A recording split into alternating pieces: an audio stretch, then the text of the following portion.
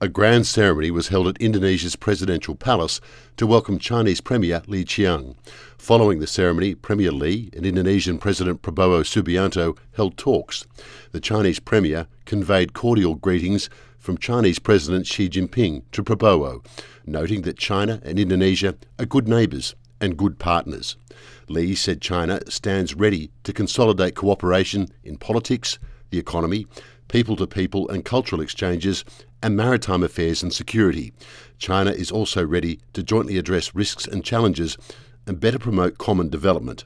Li said China is willing to work with Indonesia to enhance the alignment of development strategies and deepen high-quality Belt and Road cooperation, especially by optimising and strengthening landmark projects.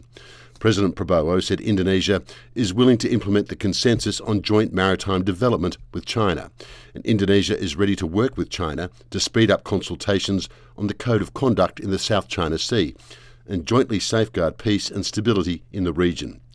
Before their talks on Sunday, they also attended the Indonesia-China Business Reception 2025. During the meeting, Premier Li urged the two sides to increase cooperation, strengthen industrial integration and safeguard free trade. The Chinese Premier also held talks with Speaker of Indonesia's House of Representatives, Puan Maharani. Li said China is willing to deepen all-round strategic cooperation with Indonesia and firmly support each other's core interests and major concerns. When addressing a symposium for Chinese enterprises operating in Indonesia, Premier Li said China's economy has continued to recover and improve, and the country has made full preparations for external shocks.